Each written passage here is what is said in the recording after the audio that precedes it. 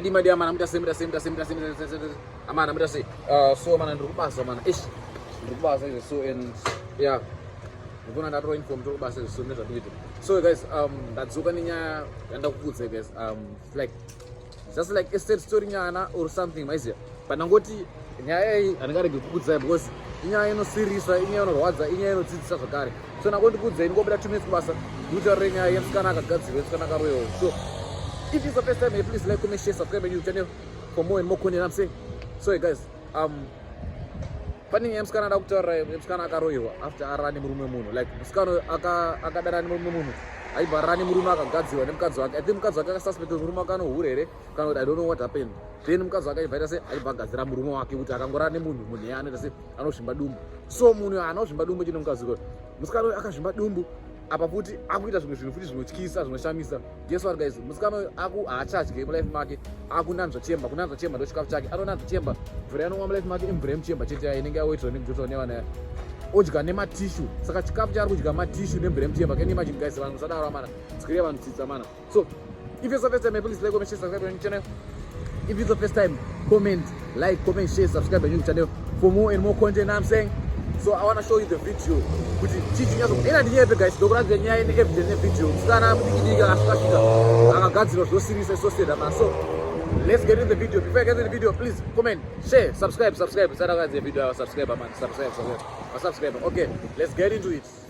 Makadi yenyu richenje rokubvunza kuti ko dumbu rakazoita sei. As you can see kuti dumbu richiri rakazvimba. Musikana anobva nekwane mangwe gokwe nembudziya ndo mamiriro akaita dumbu rake. Ndonga muri kungozviona as you can see kuti rakazvimba. Handiti tozoti dambudziko riri kuitika nderekuti ndonga muri kumuona musikana ari kufamba achienda mutoilet. Pari zvino ari kugara kune mangwe kusengwe. Ari kugara kwane mangwe ndo kwaanogara. Handiti so izvezvi ari kunonzi kuti sorry guys, ari kugokwe senda ndo kwaari. Handiti as you can see kuti munhu ari kudya toilet, ari kunanzva toilet yese kwaari zvinenge zvitori normal asi akuita se anorasika njere. As you can see kuti musikana ari kudya matishu. So hatizivi kuti dambudziko iri tingaripedze sei. So ngatinzwei kune ruzhinji rwenyika ino kuti tozvifambisa sei kuti dambudziko iri ripere. Handiti idambudziko guru. As you can see matishu ari kudyiwa, munhu achimedza achichera mvura yemutoilet kuti ava anonwa. Pari zvino ndo mvura yaari kunwa iyoyi. Handiti tichakuburitsira video tichimutaura naye muchinyatsonzwisisa kuti zvakamira sei. Handitika as you can see. I bet guys, thank you for watching the video. I hope you have enjoyed it. Kana wanakira ne video yamanaka, please tingobaya subscribe button, subscribe button. Baya kako subscribe, then like, thumbs up, comment and share my YouTube channel. I'm saying, please like, comment, share, subscribe my YouTube channel for more and more content. I'm saying, so stay tuned. I'm gonna keep on giving you more and more.